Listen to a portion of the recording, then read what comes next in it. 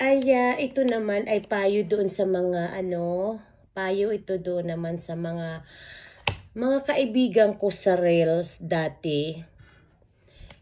Katulad ng sabi ko, basta makita ko kayo sa comment section, ay papaluhin ko pa rin kayo, panonoodin ko pa rin yung mga videos nyo.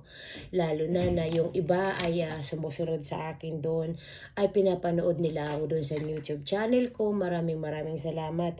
Pero may payo lang ako, ito ay sa karanasan ko. Hindi ako magpapayo sa inyo kung hindi ko alam. Ako ay may tumutulong sa akin. May IT ako. So, mayroon akong may tumutulong sa akin. Kaya, yung nalalaman ko sa kanya ay ibinibigay ko naman sa inyo. Alam ko na hindi na ako nagre-reels. Pero babalik din ako, huwag kayong mag-alala. Huwag kayong mag-alala. Kaya nga lahat na dumadaan sa wall ko, pinapanood ko pa rin sila. Yung hindi pa napapanood ko, antay-antay lang kasi syempre nagtatrabaho ako, may sarili akong business, at saka dalawa yung may YouTube ako, kaya medyo what do you call that? Medyo it's really tiring. Ano bang Tagalog dun? Ay nakakapagod din. Lahat gusto ko ibigay, pero hindi ko magawa kung ano lang yung dapat kong magawa. Pero hindi ako satisfied. Anyhow, advice ko lang ito doon sa mga nagre-reels. Bawal ang bawal yung mga manuhuli kayo ng mga anong tinatawag sa inyo mga isda. Bawal yon, huhulihin ninyo, i-screenshot ninyo. Pagkatapos, ipapasa ninyo doon sa may-ari mayroon may ari ng videos. Bawal ho yun. Bawal yun kasi kapag mahuli ka ni algorithm o Facebook o Meta, iisa lang yun sila. Iisa lang yun siya. Ay pwede ka ma-district, pwede ka ma-demote. So, iwasan ninyo yun na ganon. Ayun ang alam ko, ang sabi ng IT ko. Iwasan nyo. Number 2, yung mga nagpapalo, palo to palo, na sila lang ang nagpapaluhan, sila lang isang grupo lang, na sila lang ang nagpapaluhan lahat.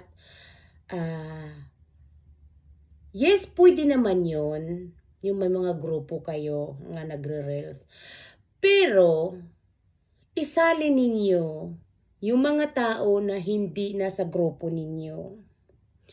Lahat ng mga dumadaan ng wall sa inyo, ay kahit man ay followers mo yun, o hindi mo followers, ay pindutin mo yung panoorin mo yung videos niya, mag-like ka, mag-comment, pwede mo rin i-share.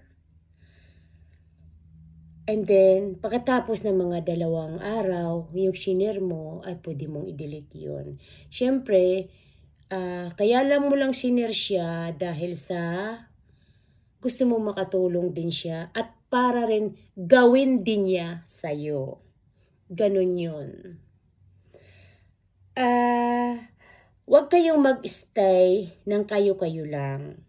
Kailangan kahit anong kulay yan na tao na makita ninyo nga nagre-reels na dumaan sa ninyo, sa Facebook ninyo, diyan sa timeline ninyo o sa what do you call that, sa screen ninyo. Kahit anong kulay yaman, itim, yellow, puti, blue, kahit anong kulay yan na tao, panuorin ninyo. Kasi kapag ginawa ninyo yan, ay makikita kayo, mapapansin kayo ni algorithm na wala kayong pinipili. Hindi kayo nag-stay sa mga 10 o 10 ng mga kaibigan nyo.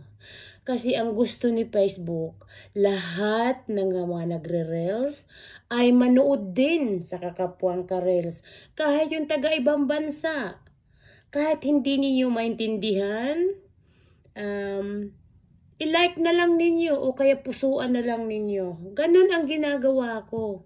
Which, pag English at Pilipino naiintindihan ko naman, Spanish naiintindihan ko naman, kukunti. Pero yung mga taga-ibang bansa na nanonood ng videos ko, yung sinusuportan nila ako, no, ako ay nagre-reels pa, ginagawa ko yun sa kanila. Kahit hindi ko maintindihan, nilalike ko, pinupuso ko, o kinaklap ko, ganyan. O kaya naman ay, tawag nito, na blank na naman ako. O kaya naman mga pagkain. O ganon. So, ganon dapat ang mundo ninyo sa Reels. Ako dito sa YouTube, ganon rin ang ginagawa ko. Ako ay nanonood ng ibang mga tao nga nag-YouTube para mapansin nila ako.